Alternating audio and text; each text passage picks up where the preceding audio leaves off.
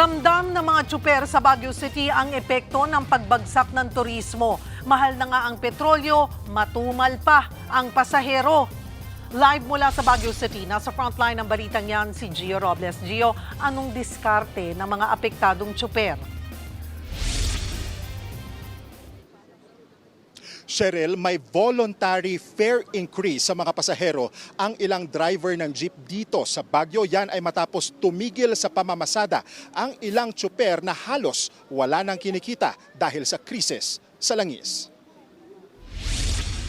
Mga barya lang ang naipong kita ni Larry sa halos kalahating araw na pamamasada ng jeep dito sa Baguio.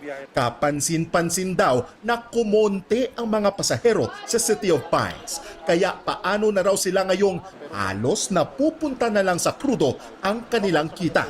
Anya, wala naman siyang magawa dahil gutom ang kanilang aabutin kung titigil din siya sa pamamasada. Notice na, siyempre, wala rin. Pag hindi ka nagbiyahe, di wala rin. Wala rin kikitain. Kwento naman ni Joseph na driver naman ng isang modern jeep, halos abonado pa sila ngayon dahil sa pagtaas ng presyo sa petrolyo. Naglalaro sa 150 pesos hanggang sa higit 160 pesos ang presyo ng diesel sa ilang gasolinahan dito sa Baguio. Nagpapasalamat naman daw sina Joseph sa ayuda mula sa gobyerno, pero aminado siya na hindi yan sapat dahil pansamantala lang daw ito. Dahil sa maliit na kita, problemado ang mga driver ng modern jeep kung paano nila mababayaran ang malaking buwanang amortization sa kanilang mga unit na umaabot sa 40,000 pesos. Nakapagtataka lang, parang bakit ang tagal naman yung response ng DOTR Central. Ano ba yung konkreto na ibibigay? Kasi hindi lang lang tayo umaasa sa ayuda. Ramdam ng mga tsuper ang epekto sa turismo ng krisis sa langis. Bukod sa nabawasan daw ang mga residente ng Baguio na sumasakay ng jeep, kumonti rin ang mga turista sa lungsod. Kaya malaking na rin yung pagkawalan ng mga turista. Yun pa ang dagdag pasahero namin.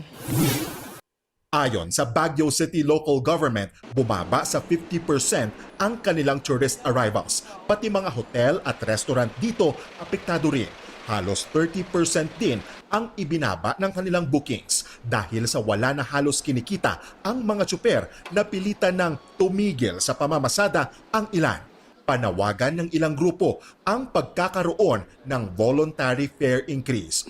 Ibig sabihin, kung kaya naman ng mga commuter, pwede nilang dagdagan ang ibinabayad na pamasahe bilang tulong sa mga tsuper. Dininig sa isang public consultation ang hinaing ng ilang namamasada. Kaya ganun ang nangyari, sir, na medyo pinadagdag ng konti yung pasahe, sir, para naman magkasya or may kahit na papaano may konting matitira na papasok naman sa bulsa ng mga driver, sir. Ayon sa ilang pasahero, naiintindihan nila ang ganitong sistema. Siyempre, kasi kawawa naman yung mga driver. Tumataas yung gasolina, tapos yung pasahe, walang increase. Kung nasa Malacanang lang ako, siguro malaking magagawa ko dun. Cheryl, bumiyahe na muli ang mga tsuper na tumigil sa pamamasada, partikular sa mga may rutang Holy Ghost Extension kasunod niya ng voluntary fare increase na napagkasunduan between sa grupo ng mga driver at ng representative ng komunidad. Nasa 20 pesos na ngayon ang regular fare o voluntaryong taas pasahe mula yan sa 13 pesos. Cheryl. Maraming salamat, Gio Robles. Mga kapatid, Cheryl Cosing po. Maging maalam at may pakialam sa mga napapanahong issue at headlines. Mag-follow at mag-subscribe na sa social media pages ng News 5.